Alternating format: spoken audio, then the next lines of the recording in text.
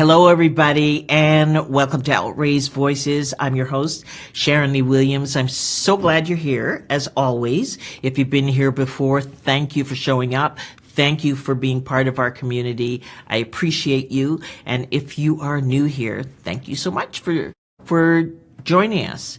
And today we're going to be talking about transracial adoption. We're going to be talking about racial identity. And with our CEO guest today, Judith Alexis Craig, we are also going to be talking about the importance of names, of naming. What is that identity? What does that mean? She's going to tell us all about that. Now, Judith is going to talk about the challenges and also benefits of being a transracial adoptee. And she works with families who are navigating this situation, not only just transracial, but in all levels of adoption. She works as a consultant, a therapist. She's been social worker. I wonder, is that it? I know she's working on a program as well. So I asked Judith what she would like to be called when we had our interview earlier, and Judith Alexis Craig, and she said, Jude. So what do you think I'm going to open with? Obviously, hey, Jude. Hey, Jude. Hey. Again.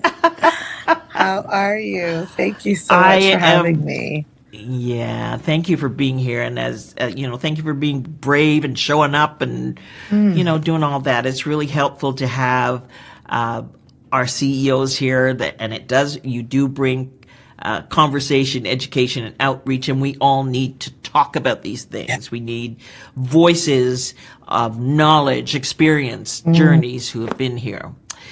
So, as a transracial adoptee, my first question to you, coming from a place, I understand what it is, but I'd like our viewers, our audience to understand what is transracial adoption, how do we get there, what's the journey with that for both the adoptee and the adoption family who is adopting.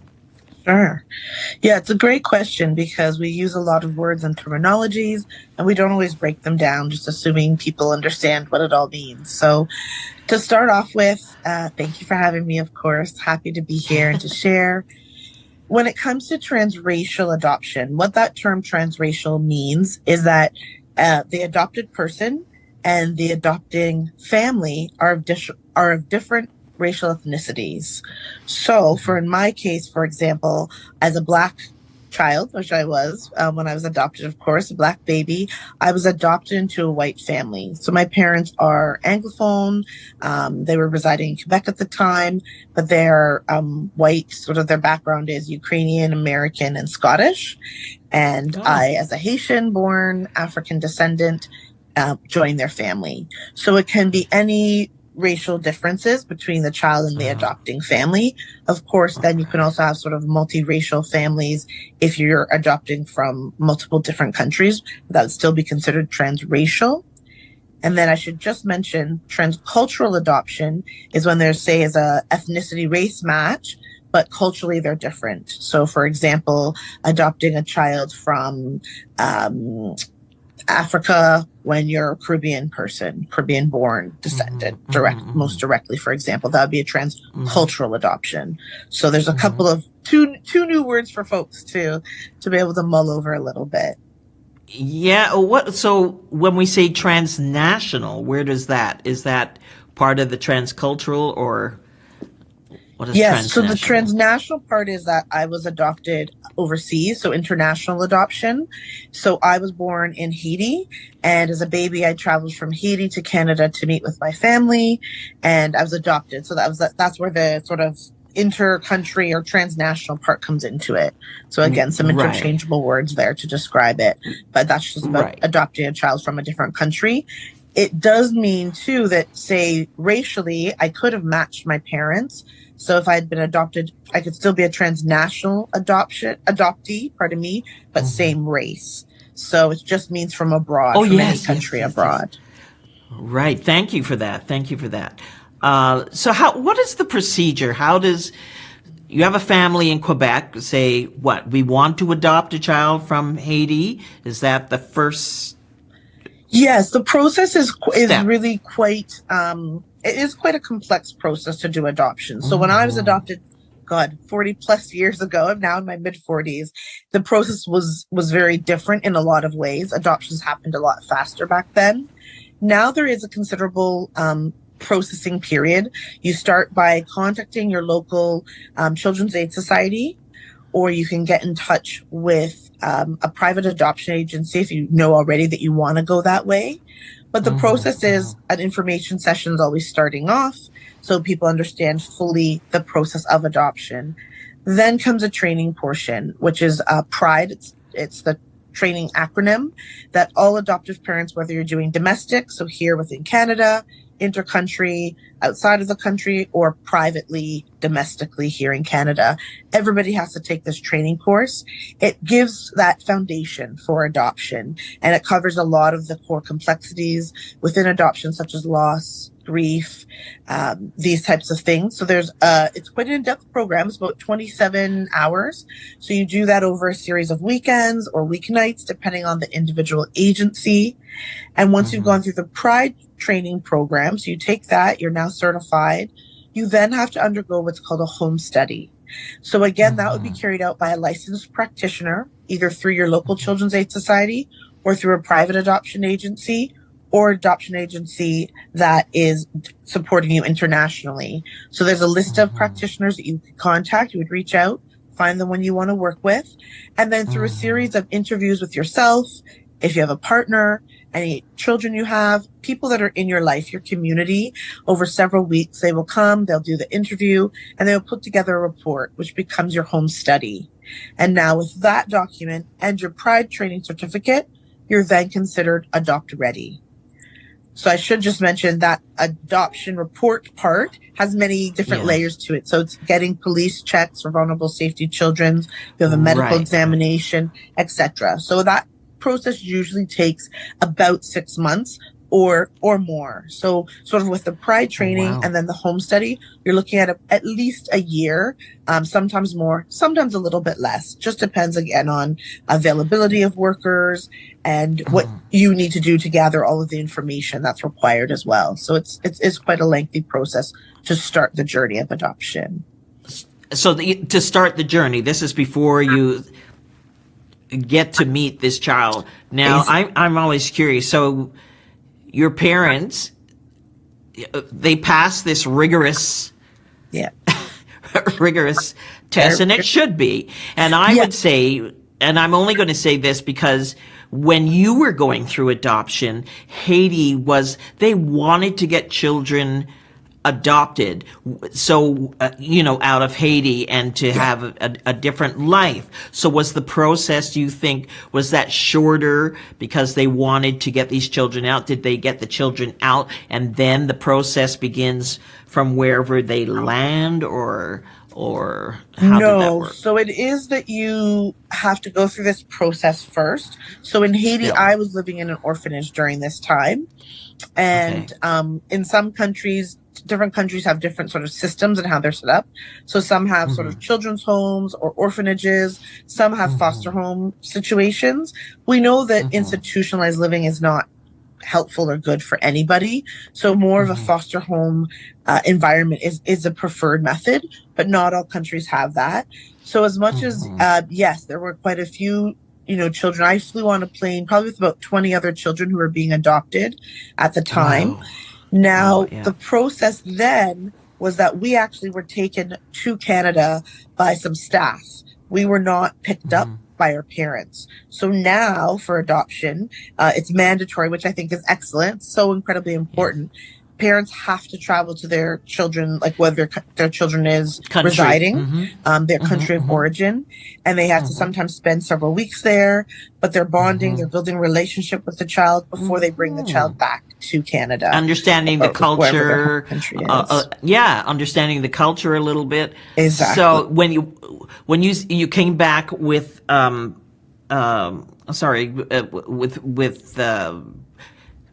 workers from Haiti or Canadian? So they Did they were a come and mix of them. It was actually quite unique oh, because for our process, I was actually being filmed along with some other Haitian adoptees for a Canadian film board. So I was actually on the sound. I believe I was on the lap of the sound person for that. So yes, they had, I believe, some staff from the orphanage and those who worked at the adoption agency in Canada, and yeah. then this film crew happened to be there as well, so they sort of helped out and held us babies as well. So quite a unique way of coming. As I say, this was back in Wow. the early 19, this would have been January of 1980, so things have changed Right. dramatically for the Right. better when it comes to And that how part. old were you? Well, if you were held on the lap, you're a baby. Yeah, I was Being, just shy of 4 months. I was very, very little. Nowadays, generally speaking, the adoption wait time is anywhere from approximately 2 years plus, right? So there's a lot of, so there's sort of the portion that's done here in Canada with individual. As soon as you add in the international element, there's work that has to happen in that country of origin as well. And different countries have different processes. So often that can be the holding zone. You can actually be waiting for quite an extended period of time, often. But yeah, so generally now children who are coming are not as young as I would have been. They're going to be older, maybe year plus years old. Most often now, you very rarely have really little babies coming and being yeah. placed for And adoption. you feel that's a better process Yeah, to actually, yeah, yes. Because I'm thinking if you're coming as a 2-year-old, what is the, yeah, I'm thinking, what do yeah, you know? You get on the plane, it's a little bit shocking because now you're more aware. As a baby, you're just like, exactly. just hold me, somebody hold me, even though you're like that at 2 years old, but now you're more aware. So how does that happen when you bring we'll say Haiti, you bring this 2-year-old and he or she comes to Canada and meets these new faces. But you said, oh, well, I'm thinking aloud because now you can't really go to Haiti and spend time there. So how does that process work?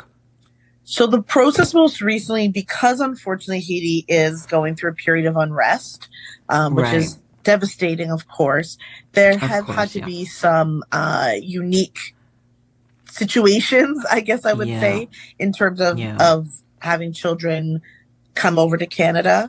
There have been different private arrangements made through helicopter, I know, airplanes. So having different ways of getting children out of the country as swiftly and safely as possible is definitely been more of a challenge now that they've been going through this period of unrest. Whenever that happens in a country, they will generally try and get those children who are already identified for adoption will usually be able to leave the country. However, any new adoptions often are put on pause. So somebody was in the middle of the process of looking to adopt and there's political unrest or, for example, civil war were to break out or a natural disaster. Generally speaking, during those acute periods, adoptions would be paused because often what happens is children sometimes who are not actually orphaned or in need of a new family can get swept up in that, right? If there's a natural Yes, disaster, yes. say, you have to take time to look for those relatives, opposed to just assuming this child now needs to be adopted.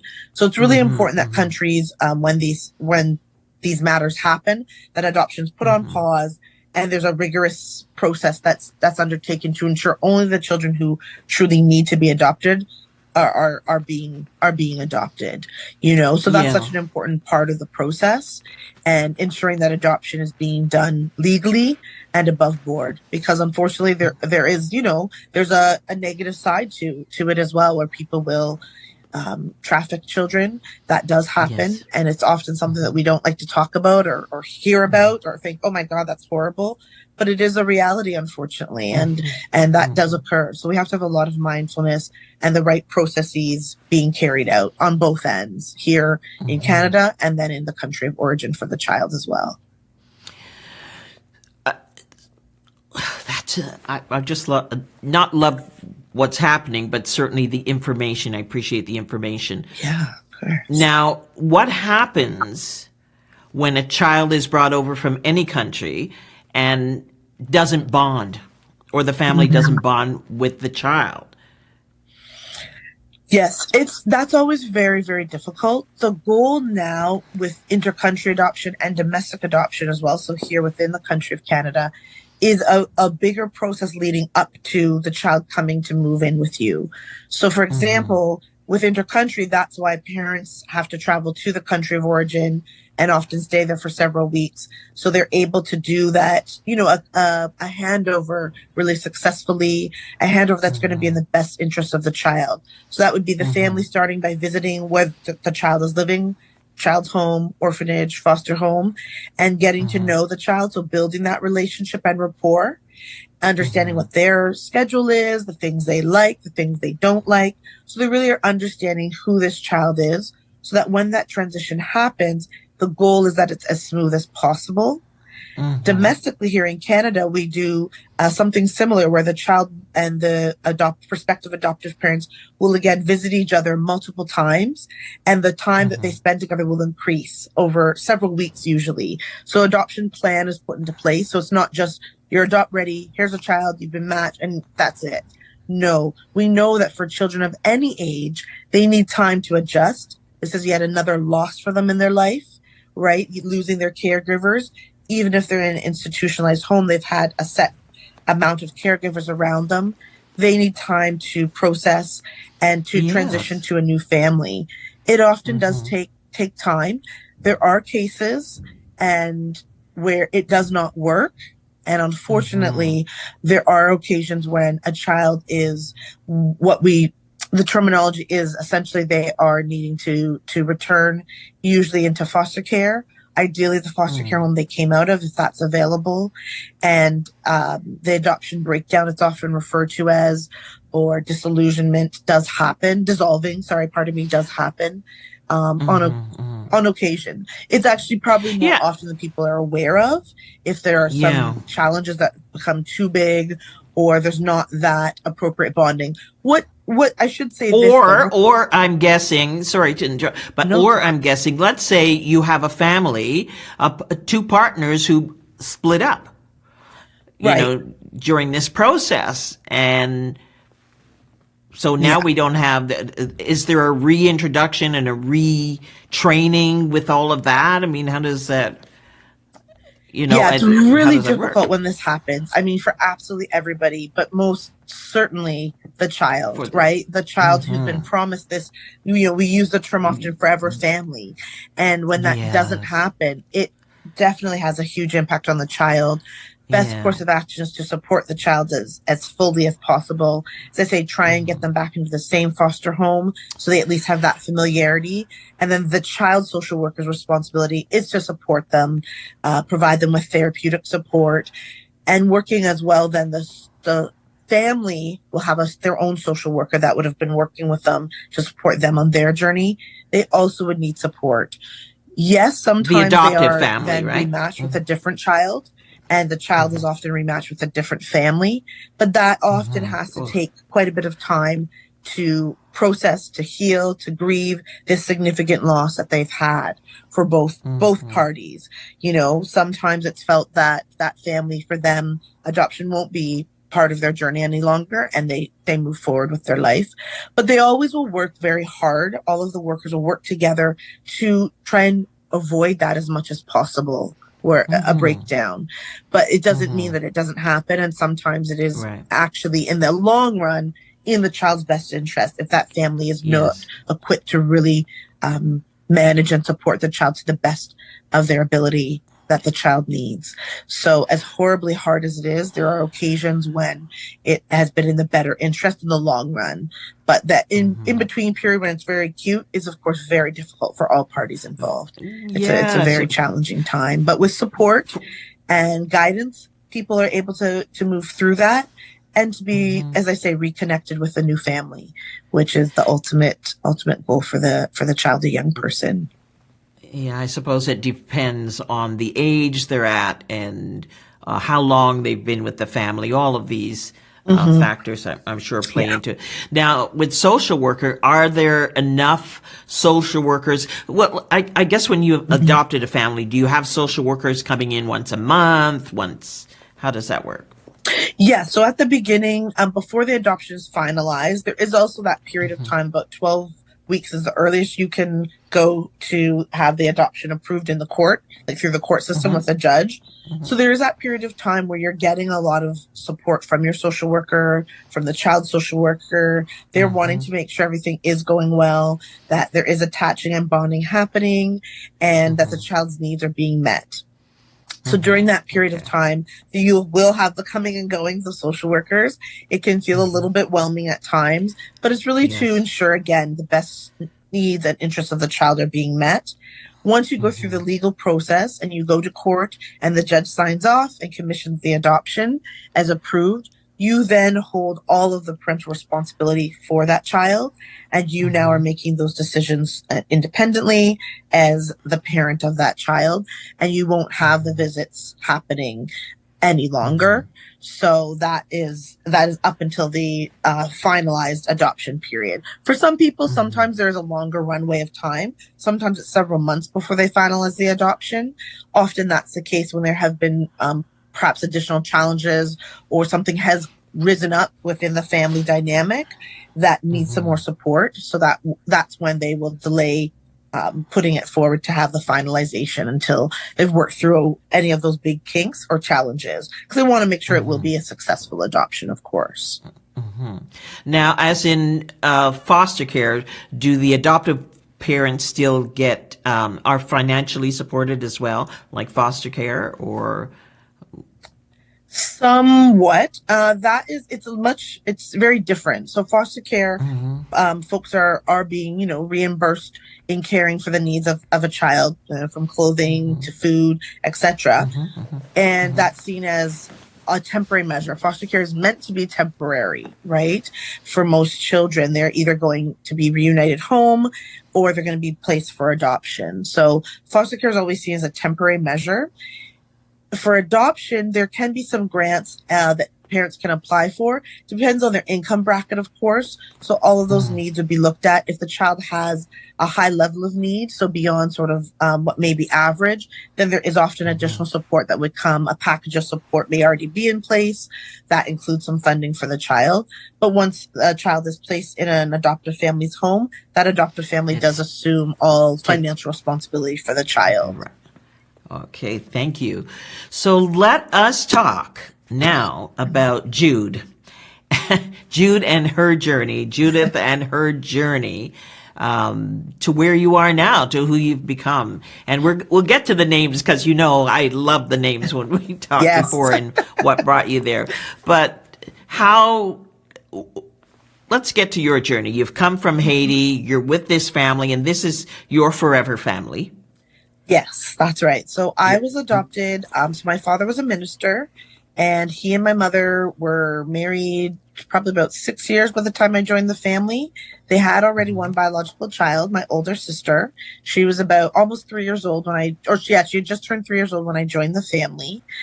And for them, part of their faith, it was important to sort of adopt, to do that calling.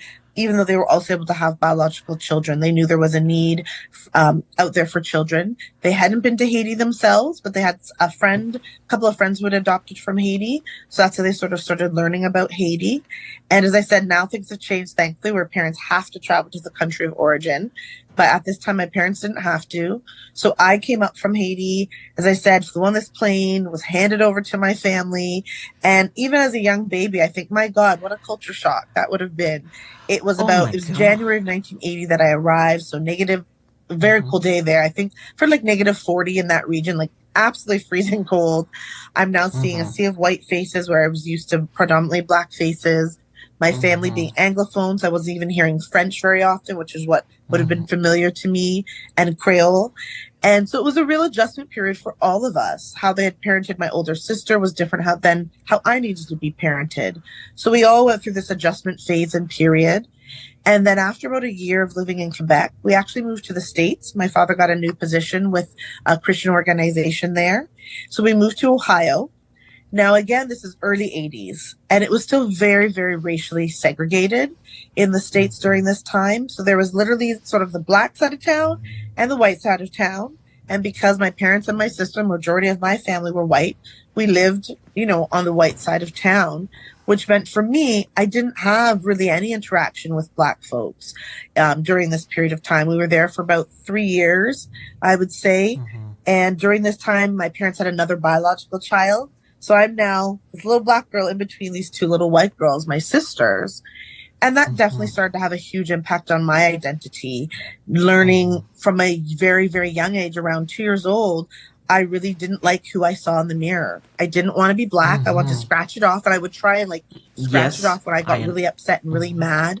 I wanted a long, pointy nose like my mom and my sisters had. I wanted long blonde hair. I had my little tiny weeny afro. And it was very drastic. I looked so different from everybody that was around me. From my best friends were these two lovely little girls, but I didn't see myself reflected. And that really started to impact. And I refer to that as an identity crisis that I had at a very, very young age, which is heartbreaking, Now, did you find that your family protected you more, because that becomes a situation they see what's going on, and then you have your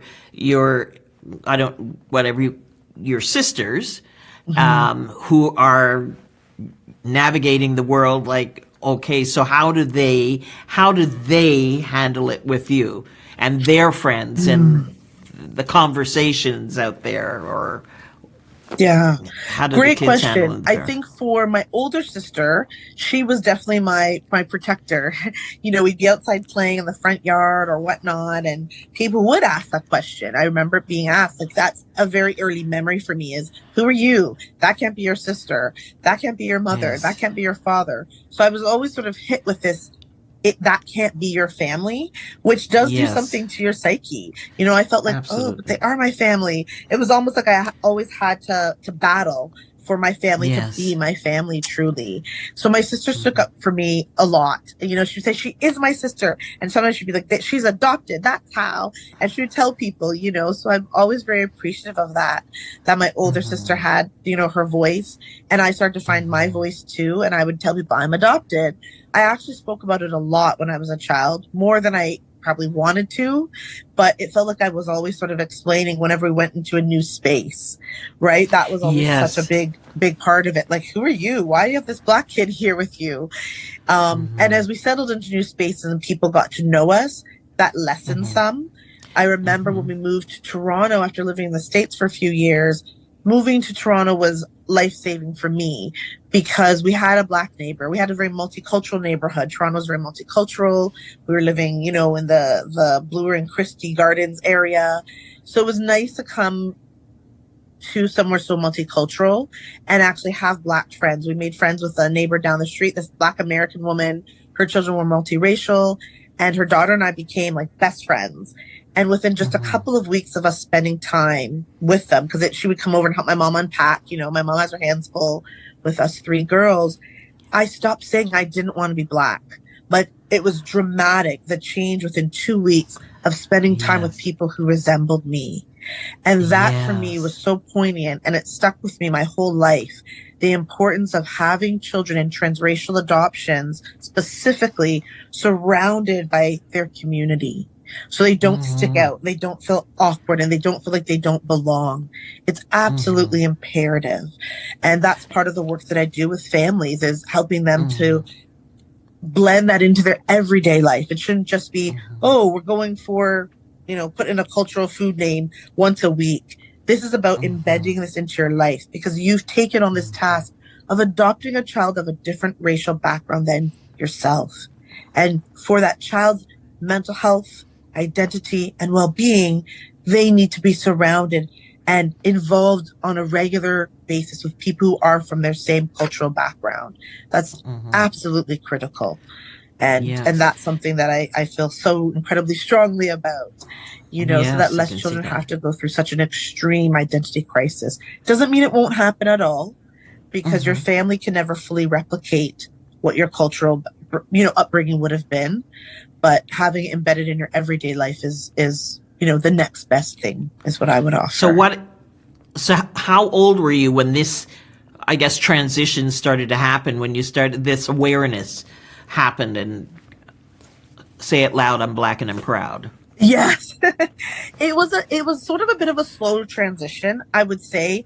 That beginning stage for me was just, and I think that was, part of that was subconscious of me just feeling more comfortable because I was then engaging with Black folks. So I didn't stick out all by myself. My best friend and I, we went from kindergarten to grade 3 together. So I had her, and she had my back. I had her back when I was called the N-word for the first time in kindergarten. That's who I told right away, right? And our mothers ran into that school and dealt with it. So I had that bridge gap for me because I didn't always have my vocabulary. I didn't always know what to say to even protect or defend myself. And it took years, actually, me getting older, going through and living through experiences of prejudiceness, flat out racism, microaggressive behavior, all the things I've heard, and not always fully being able to stand in my power as a Black young woman. That for me really came, I would offer during sort of high school, end of high school into university, when I really started to connect with the Black community on a deeper level. And be that one with fist in the air, like, wow, I really came into this awareness of Blackness in my early 20s, I would say. I think I won't say that's when I came into mine, but I was certainly around during the movement of dashikis and the Black Power movement, and I remember, and the Afro, and just feeling so wonderful about it because I don't know if I told you, I was born in Montreal. So born and raised in Montreal, going to a Black church, living in a predominantly Jewish community, and going to school, a predominantly white school, and navigating that to a certain degree, although I had other foster sisters with me. So I understand, when you finally get that, it's like feeling, oh, okay. This is fabulous. It's like, and what? People standing with you, and, songs, and it was a wonderful, wonderful era. I went from straightening my hair. I was at a job. I straightened my hair, and then I said, I'm not doing this anymore. We left on a Friday, came back on the Monday with my afro and my fork. Yes, they only had forks then. We didn't have any picks, so we had to use your fork.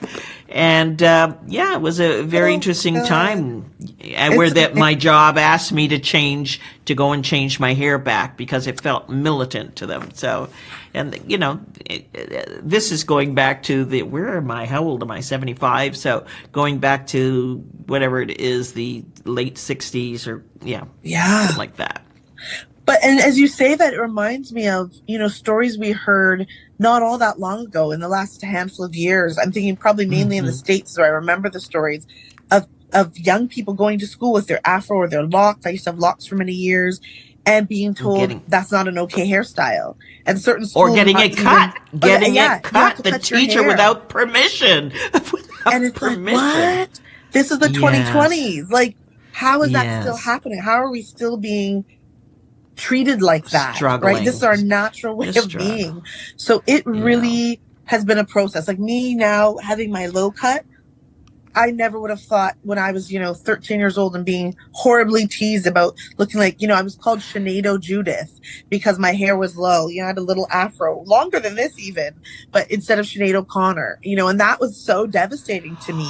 Oh, right? I didn't get that until you said Sinead O'Connor. There was one who I remember, of course, the one I had a crush on. He would mock me, and I tried the Jerry curl because I wanted looser curls, and I tried extensions and all sorts of things.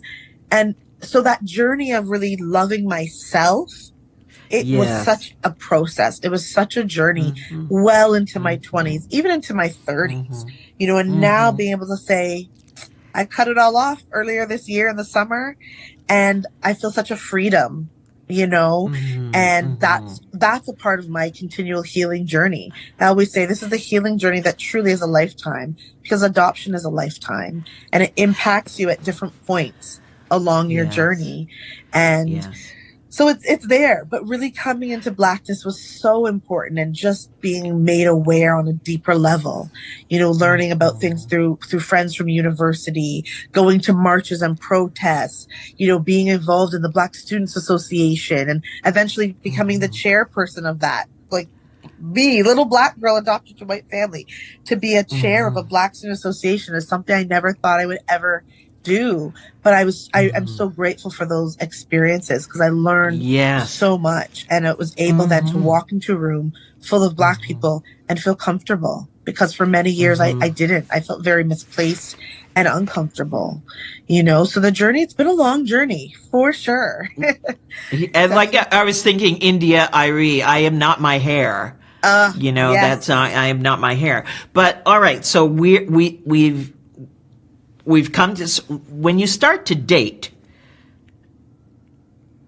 Now we're getting into the dating stage, and who we have crushes on. Doesn't matter, male, female, whatever it is. Yeah. How does that work for you? Are you people open, or to you, or you're open to them, or what? How's that work?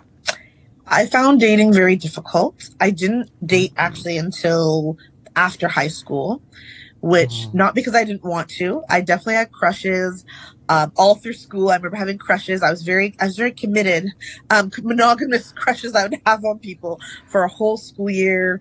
I was very open ethnicity wise. I would sometimes be mindful of. I used to think that interracial dating was what would happen for me. I used to have a certain amount of comfortability being in some white spaces at times, and in other ways very uncomfortable. So it was a mixed bag. I didn't feel fully seen or accepted by everybody. Largely the Black community at my school, for example, when I was in high school, was highly a very high Jamaican population. I didn't dress or sound like or talk like or listen to the same music. So I was sort of that person that was in that in-between group where you have people from all different backgrounds come together. And I sort of kept in that lane quite a bit because of my own discomfort and being called often. I was called out, right? I was very preppy, was my style. I was called an Oreo. So, Black on the outside, but gee, she sure acts white.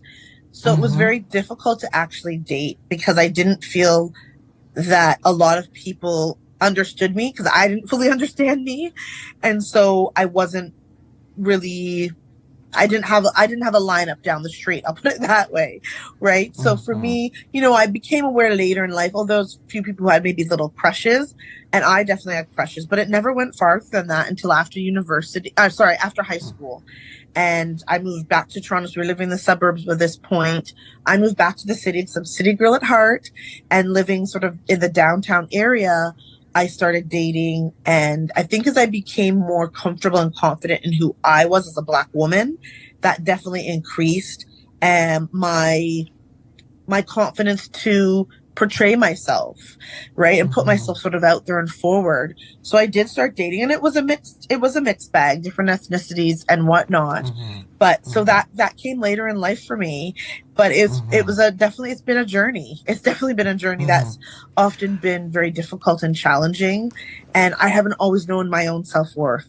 So I've unfortunately been in a couple of very unhealthy and toxic and abusive relationships. And so I've had to go through that whole journey of really learning to love myself before I could allow a healthy partner to come into my life. I think it's not only, well, as you know, it's not just the journey of being an adoptee. I think it's a woman's journey to go through a lot of this. But and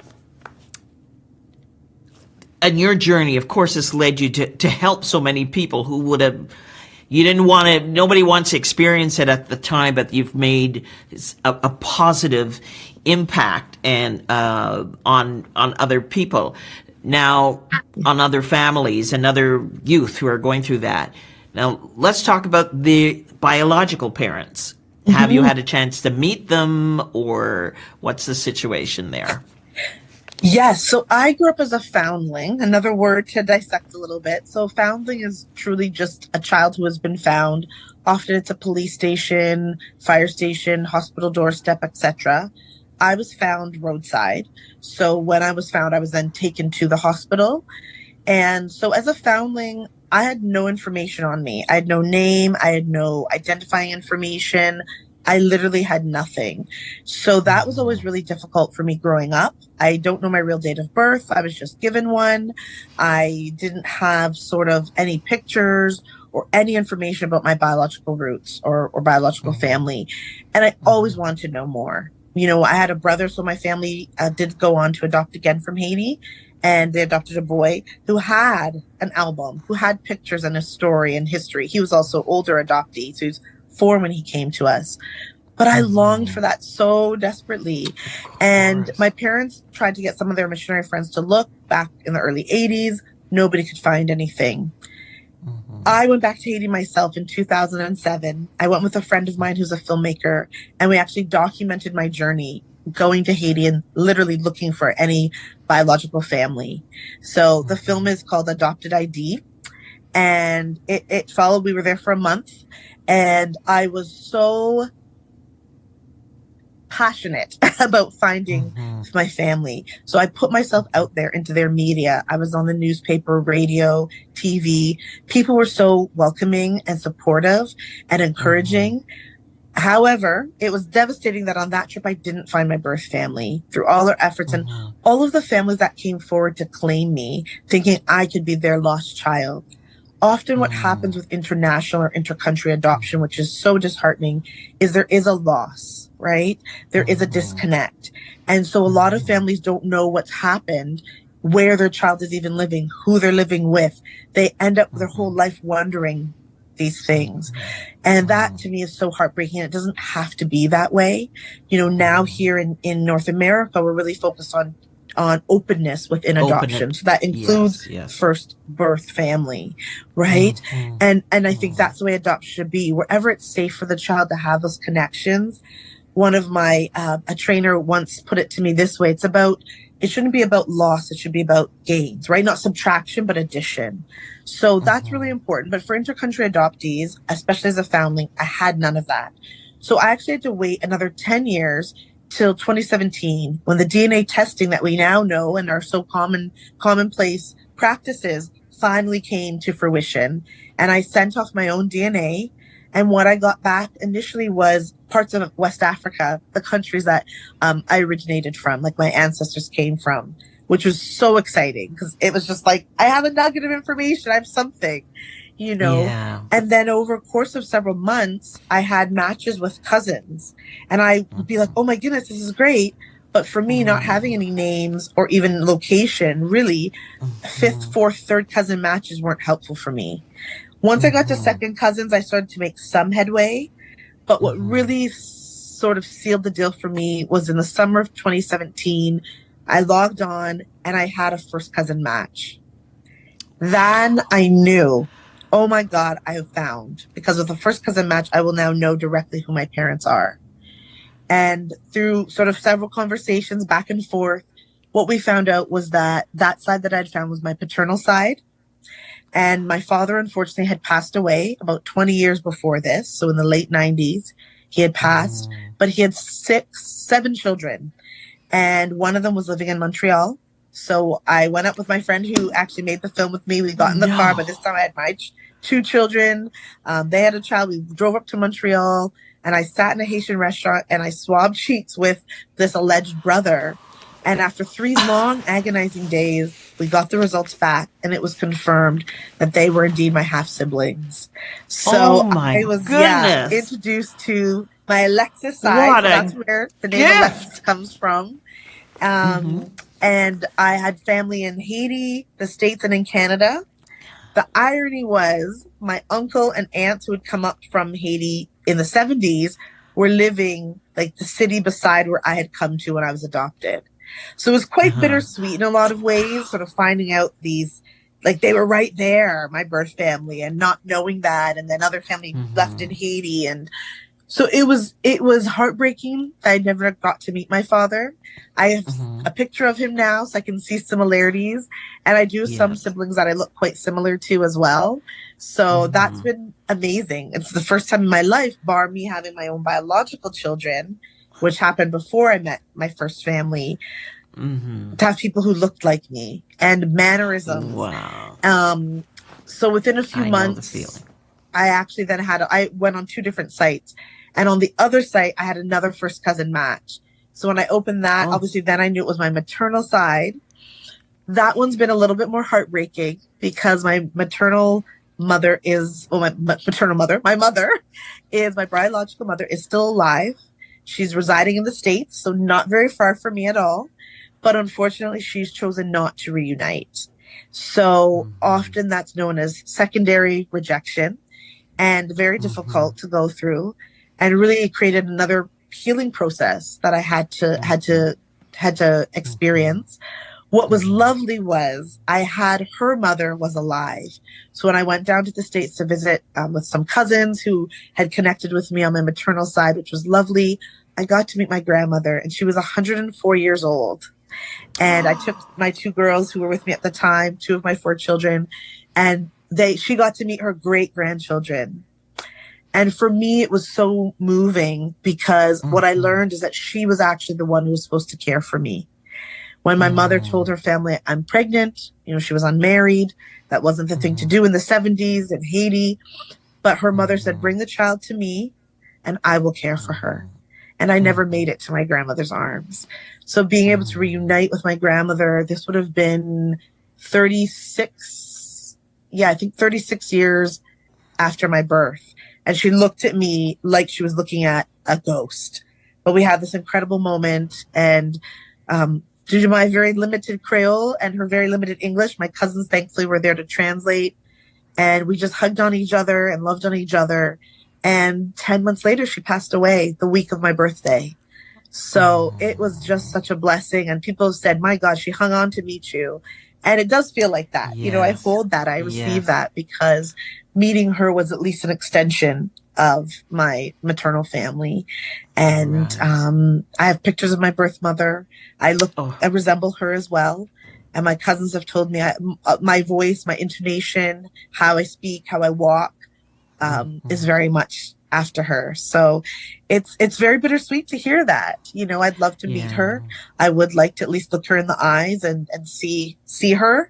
But at this point in time, I'm honoring her wishes not to have that. So I really have had to back off. I have I 2 can brothers. I see met how that one of them I can as see well. how that So is I can see how that is still sitting with you. definitely, yeah. I could see how that is still sitting with you, and I do understand that. And I because I said I wanted to talk about name, but the Hmm. naming is important here because you Yeah. found your name. You found a lot of things, but you found your name. You don't know. Did you get a date of birth, by the way? Did you, or you didn't? No, I still don't Oh, know okay. because only she will know that information. And And she so she's wouldn't. keeping that close to her chest, unfortunately. Wow, that's interesting. Um, Yeah.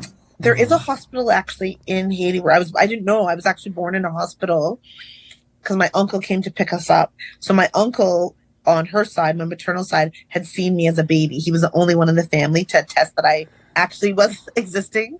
And he drove us to the bus stop. And then we took a bus back up north where my mother's side is from.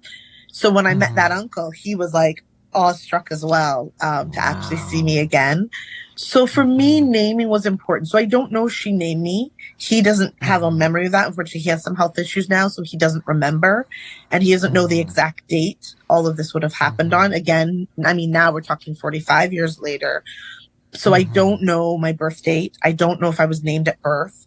So the names that I have that I do know is so my full name is Judith Jennifer Denise Alexis Augustine Craig. So Judith comes from when I was adopted. My parents gave me that name. Jennifer, my older sister, named me that after her favorite babysitter because she was the only child in the family at the time. My name Denise was actually my first name originally, and that name was given to me by the nun who had power of attorney over me when I was in Haiti and going through the process to be adopted.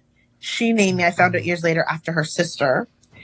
And then Alexis, my brother on my paternal side, because my father was deceased, as the sort of eldest brother, he stepped up and he invited me to take back our family name of Alexis, which was so, just to me, that was like a sign of I was truly welcomed and loved and accepted into the family. So that was absolutely heartwarming.